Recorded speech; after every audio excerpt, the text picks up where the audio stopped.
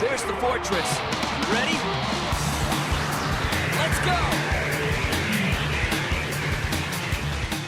Welcome back to Let's Play Sin and Punishment Star Successor.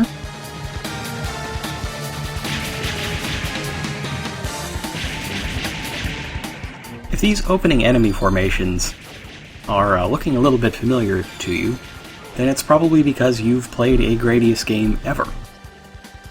Clearly inspired by Gradius, where the opening run of every stage is basically there to help you power up by giving you lots of easy enemy formations, and for everyone you completely take out, a power-up would spawn. Now, there aren't any power-ups in this game, so you just get a medal for points, which normally you would only get for reflecting an attack back at an enemy and destroying it. Also, if you can destroy every single one of these little robots in the opening run of the stage, you'll get a medal. And it may look like I was just showing off a bit there, but that's actually the only way to destroy those circular formations fast enough to get all 6 to appear. If you don't destroy the first 4 fast enough, the last 2 don't appear, and that precludes you from getting the medal. There it is. Alright, and now everything's about to get pretty fucking insane.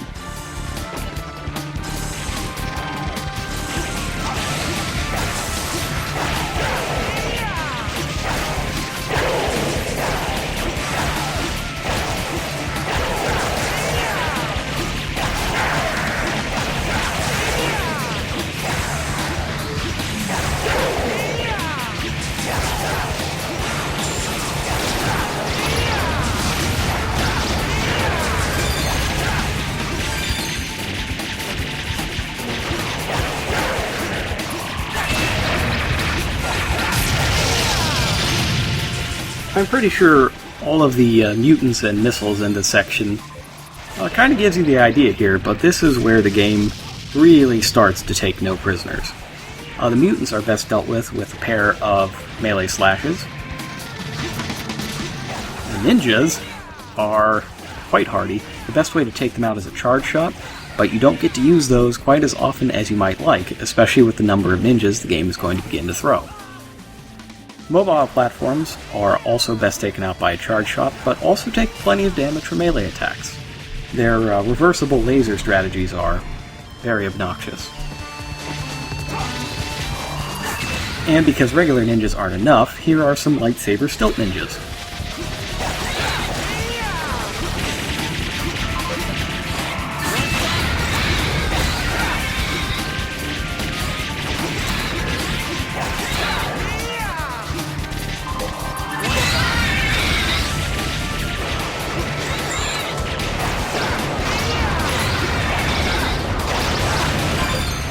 Oh dear, these shielded enemies seem to not really take a whole lot of damage from anything, except enemy missiles, but even the enemy missiles that were deflected back weren't enough to destroy them.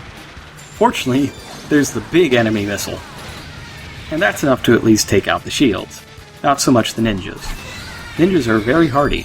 For being a class known for evasion, they seem to tank hits more than avoid them.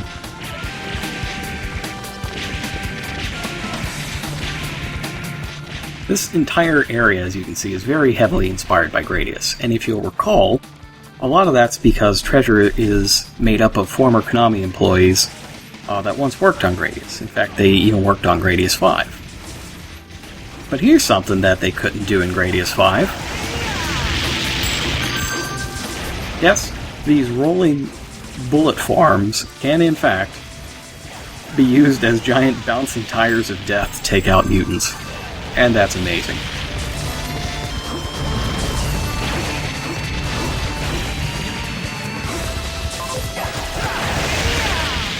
This goes to show you, make sure to have a go at melee attacking everything. You never know what you're going to be able to fling back in an enemy's face.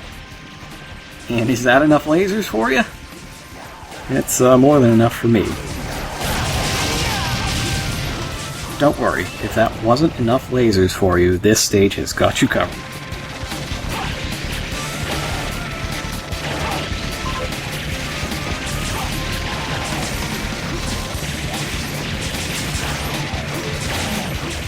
Now, one thing to watch out for with these half-disembodied mutants on the ceiling is that they're also ticking time bombs, and they can fall down on you and explode, which really sucks.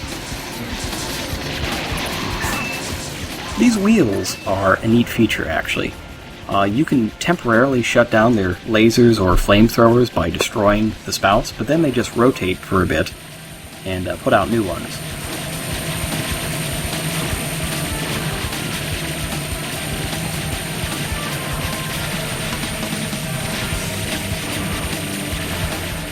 You also might be noticing that there's a hell of a lot of random enemies in the background to help you get up your multiplier, and I think a lot of that is because of the medal I'm about to get here.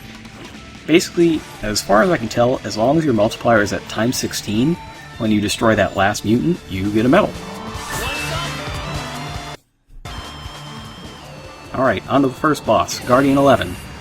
At its core, this is a Gradius boss. In fact, I'm certain that I've seen this in one of the games before, I just can't remember which. It constricts your movement with these lasers, and then fires a slightly homing laser from the core. As you can see in the background, they also fling some mutants at you. But if you see them coming, you can fire off a charge shot into the background and stop them before they seriously constrict your movement. And that was a careless hit. And another one.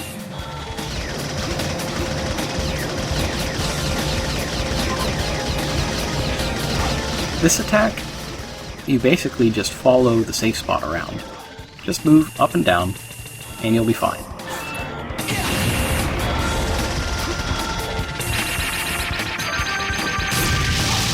Not a very difficult boss, but a clear homage to Gradius.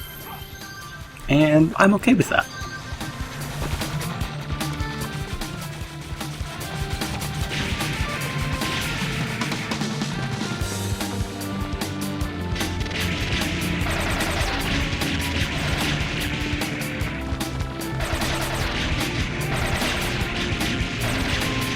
I promised more lasers, so here you go.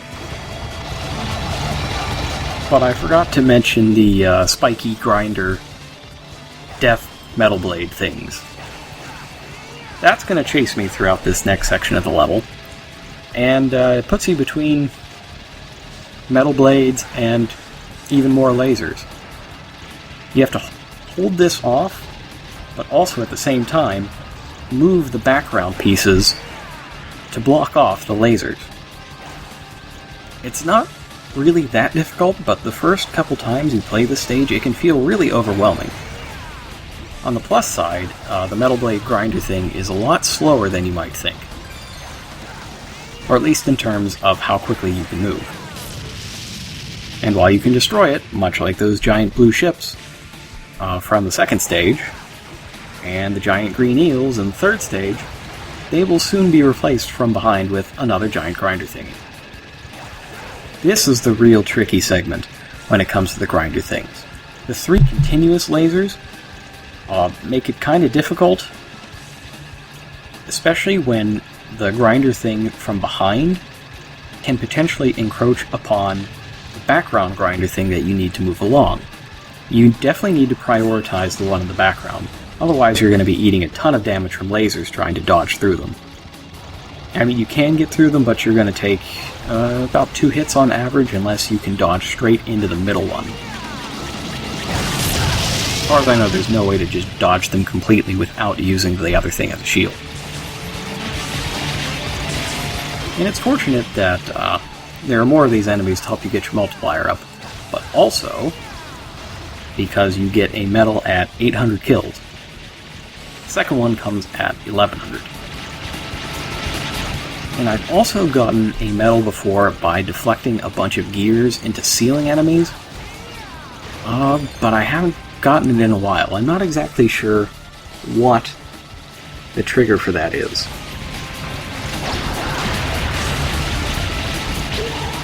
I do know it has something to do with knocking projectiles into the ceiling guys. Oh, and there's that 800 kill medal.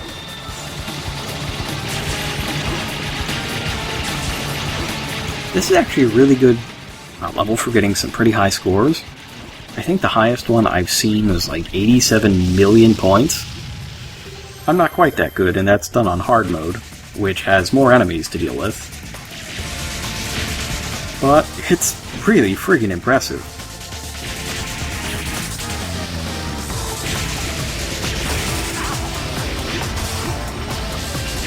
This segment is, it's basically a take on the speed-up sections from Gradius, where you'll, move up and down between different pathways, and there'll be gates opening and closing. But you've probably also seen an area like this in the Lunar Sanctum of Kid Icarus Uprising during the flying segment.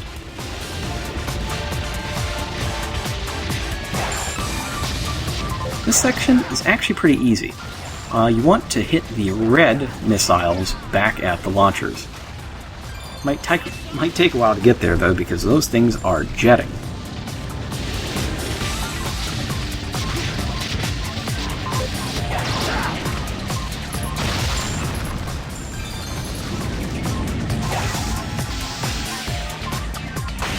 Suddenly, Nightmare!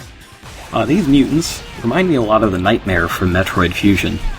And if you can destroy all of them in all of the hallways, then you'll pick up a medal, which I immediately failed to do as soon as the segment began. Unfortunate, but that's how it goes sometimes.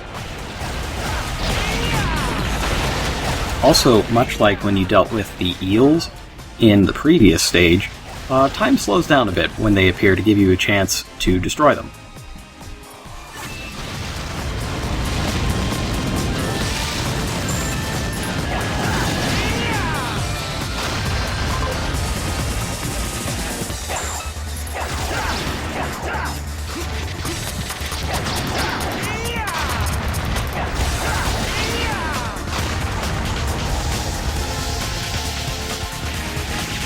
Alright, are you ready for even more gates opening and closing?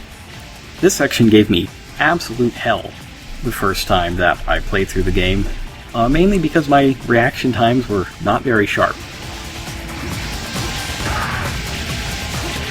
And sometimes, even if they are sharp, you can still clip your foot on one of these.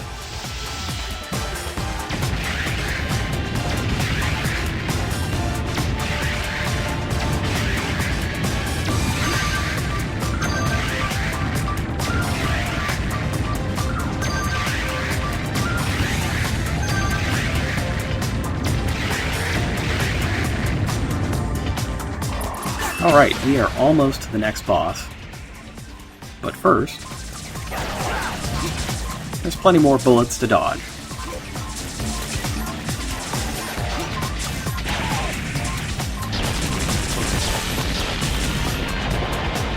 These towers, they may look small from a distance, but they're fairly massive once you get closer to them. And also, they have laser beam emitters on the top.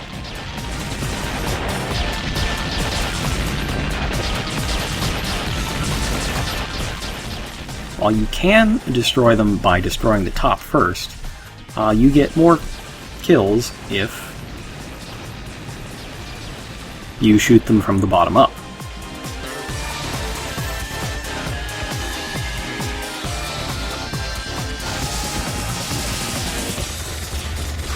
Time to tackle the freezer section, and then we'll be ready for another boss. Now here you can see the icicles on the ceiling as you're moving by, so you can actually tell where they're coming from. It actually took me a few tries to realize that the icicles weren't random and that you could see them coming. And that's how a lot of things go here. There's so much action on screen that sometimes you'll miss the tells for the attacks that are coming, and that'll lead to getting hit.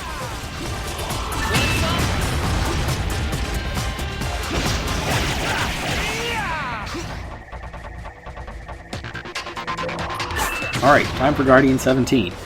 This is actually, I think it's a really cool boss, because you fight it in a full 360 arena. By traveling to the left or right on screen, you can rotate the arena with you, which is really cool. Only the gold one, or rather, only hitting the gold obelisk does damage to it. I guess it's more of a monolith, a 2001 kind of thing.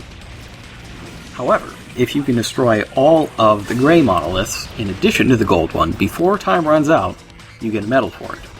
Problem being that if you hit any of the gray monoliths with a regular shot, there is a swift and unpleasant retribution in the form of that.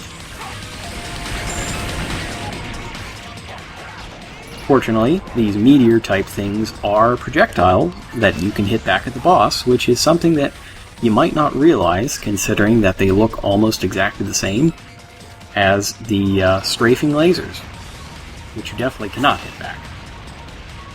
Charge shots are your best shot at destroying the gray monoliths because they do not incur the counterattack. Not quite certain why that is, probably because they're so stunned from being hit by the gargantuan charge shot that they forget about, shot off, or whatever they talk about when you hit them with regular shots.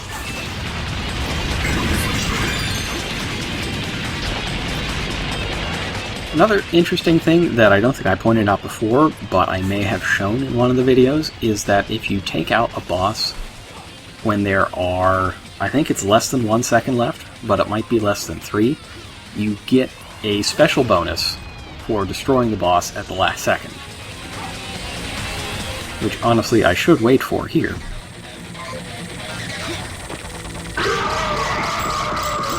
Yeah, it's with 1 second or less. I should have waited for it there, but I wanted to make sure that I got the medal. The last chance bonus is, I believe, 20,000 times your multiplier, which is quite significant.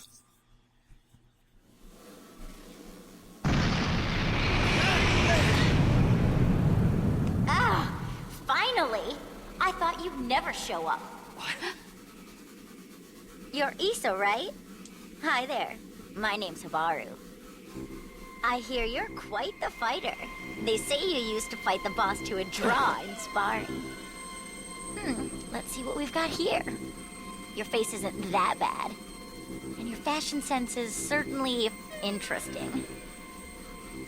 But you lose points for your lousy taste in women. Hey, ditch the girl, and I'll let you take me on a date. That is, if you're able to defeat me first. Oh, Hibaru, thy name is anime. Hibaru is the requisite samurai assassin of the Nebulox. In her first form, she cannot be shot, normally. She'll just kind of dodge out of the way. So you'll have to use melee attacks. And if you can reflect her own attacks with yours, twice consecutively, she'll be stunned, and you will get a medal. While she's stunned, you can shoot her. So it's possible to get in a lot of damage by knocking her back twice, getting in a bunch of slashes, or one full round of slashes, and then firing off a charge shot. That is the most damaging strategy as far as I can tell. Her second form involves a lot more lasers, and consequently you can hit her with lasers as well. The homing ones are nasty, and it's hard to tell exactly when they'll stop following you or be destroyed, though a charge shot should clear them out, just like it does all of the standing electricity balls that she leaves around. Once you get her from 1500 down to about 500, she'll go back to her first attack pattern, which is far easier to deal with than the one that spams infinite lasers at you.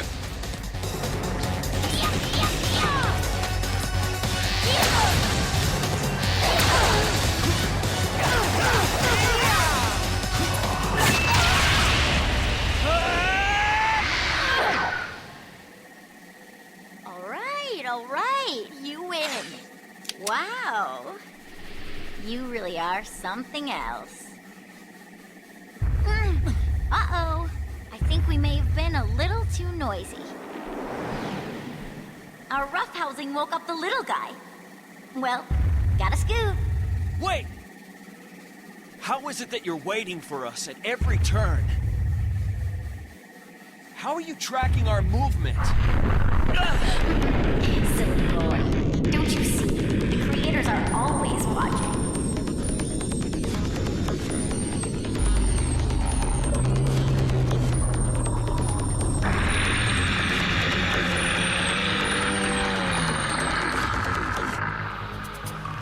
Don't you just hate it when that happens?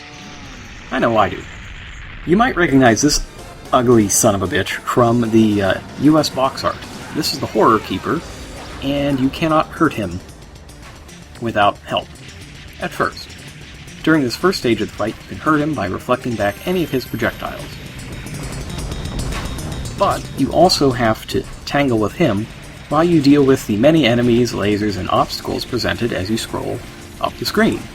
This is very much like the spider boss in the third stage of Gradius 5. And it's really tricky, actually.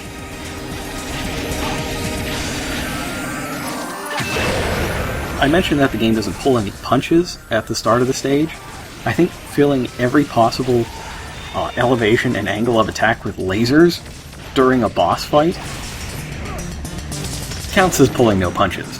Now, the red blocks are much like bomb blocks in one of the many Tetris varieties. They explode in a cross pattern.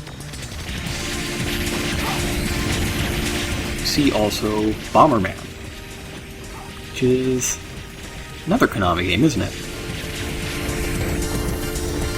Many times it'll appear that there is no way forward, but that just means that some of the ceiling blocks are going to be flung at you.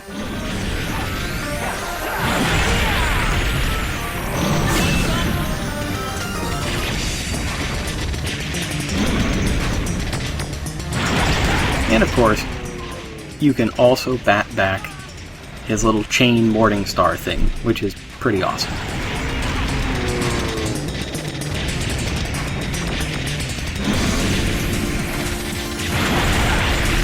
Now, an interesting thing to note here is that there is a checkpoint at the end of the scrolling section of this boss fight. Any damage you've done to the Horror Keeper will stick, so it'll make the actual boss fight section easier.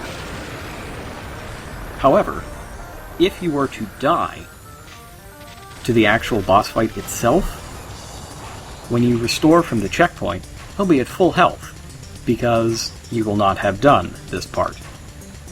Such are the dangers of game overs. Also, this part can be an absolute pain. You really have to know where the satellites are coming from, or else you're going to be in serious trouble.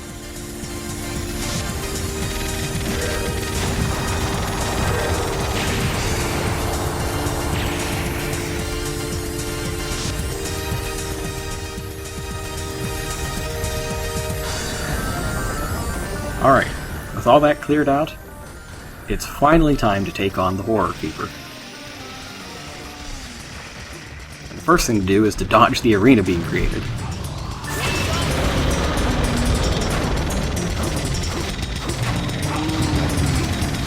He's got a couple of close range attacks. He's got the slam, and also the clap.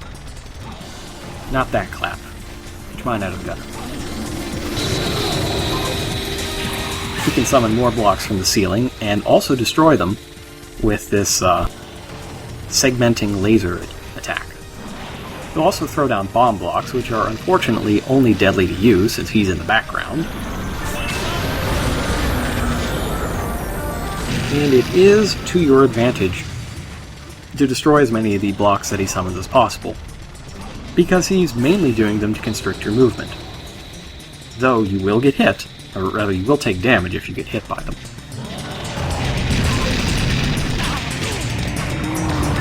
And it's unfortunate that I took such a silly hit there, because now I need to really not get hit. This final attack pattern involves summoning some laser satellites at you. They're easily dodged, though, and the Horror Keeper is defeated.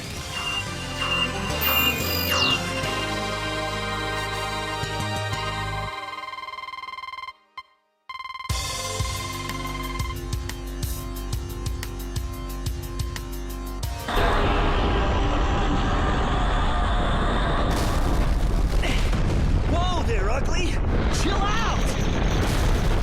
We'll tear the whole place down! Issa, look out!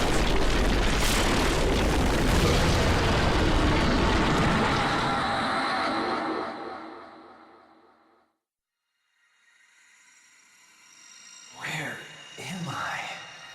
Am I dead? No. We're traveling through a gap in space-time. Teleporting. Oh, I get it. You zapped us out just before I got squashed. I had to, but I don't do it often because it's hard to control. So much for finding that spaceship, huh? You almost had me convinced it would work. Hey, everyone makes mistakes. It's only human. Besides, the Nebulogs seem to be waiting for us wherever we go.